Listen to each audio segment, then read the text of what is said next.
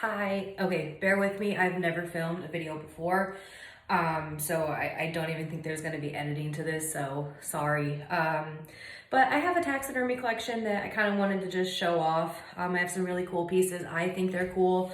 So if this is not your kind of video, there is going to be dead shit in jars.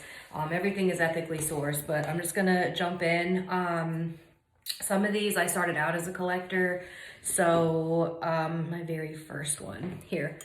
This is the very first piece I got. I had went to an oddities and curiosities convention 3-4 years ago, and that's what kind of kickstarted this whole passion for the hobby of taxidermy. I don't totally know what it is. I think it's a little baby pig, but this is the one I've had the longest. This have a rabbit, very cute, black and white. This is actually kind of a big jar, but cute little features. This is a really big one. This is a ginormous turkey head.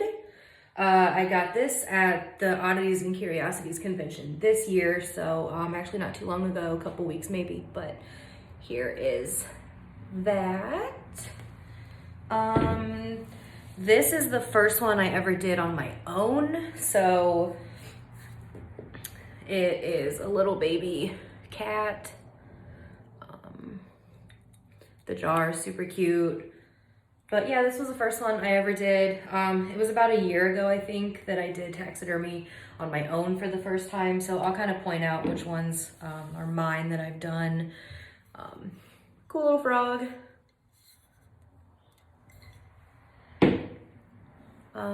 This cool little like millipede. I think, yeah, it's a millipede.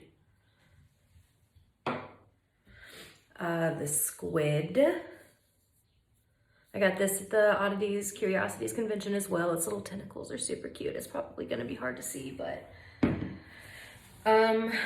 this is one that I did on my own. It was a little baby chicken that did not make it. Its neck was actually snapped, so it kind of flops around in there a little bit, but I did this one.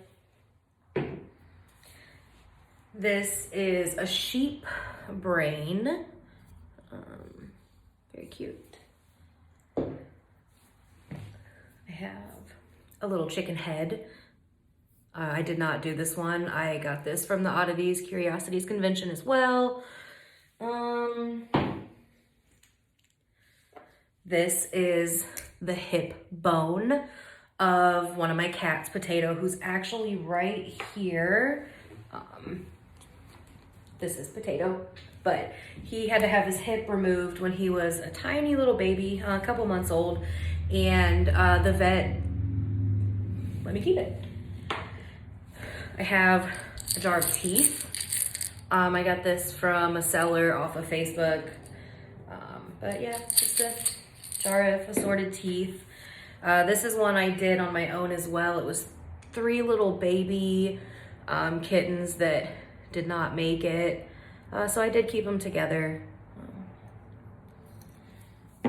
This is one I did on my own as well. It's just a jumbo white rat. I actually got it at the pet store.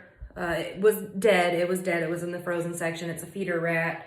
But I got it to practice, and I think I did pretty good. It's yellow because it's still sitting in the formalin, which is like the fluid I use. So I'll give it a good wash when it's time to go into the other shit I put it in. These are little squirrel eyeballs, but the fluid, I guess, evaporated and I didn't catch it in time and they dried out. So I just kind of keep dried out squirrel eyes in the jar. This is an eel that I let dry out too. There's still a little bit in there, but it's pretty dry in there.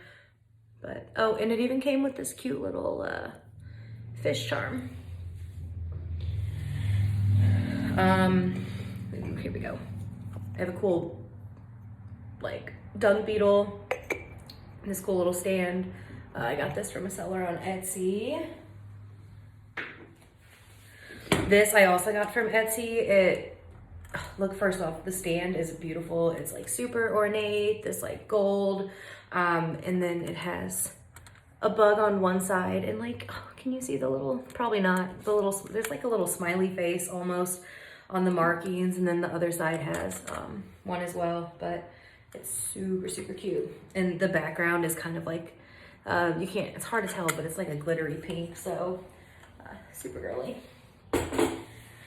I have a jar of cicada shells that me and my old coworkers, every time we'd go on a smoke break, we would all kind of pick at the trees and collect enough for me until I could get them in a jar. So these are cool. What else? Okay. This is one I did on my own as well. It's an older cat, but yeah. I have a deer leg. I think deer are very beautiful animals, and you know, I got this for a really good price. You can still kind of see in there, but yeah, got that. This is an alligator head. My dad had got this many years ago on a vacation, I think in Florida, but I mean, so it's survived many years, but very cool. This is just a jawbone. I'm honestly not sure what animal it's from. It was in just like a big bin of jawbones. You kind of just got to pick one. I think they were like $5, so I don't know what it's from, but the teeth are still intact. There's some down there, but that. I got this from Goodwill, actually. It came with a paper saying that it was, ooh, yeah, see, Goodwill, $3.99. But there's a real butterfly in there. I'm not totally a fan of like the color scheme of the flowers. One day I might change it, but I don't totally trust myself just yet with something this dainty. So it's cool in the meantime, but I would like to kind of change that up. And then this is the last one, and it's just an eyeball. Yep. So, yeah, well, if you made it this far, thank you. I know this is probably kind of a weird subject for some, but this is a hobby that is a really big part of me. I enjoy having these around my home.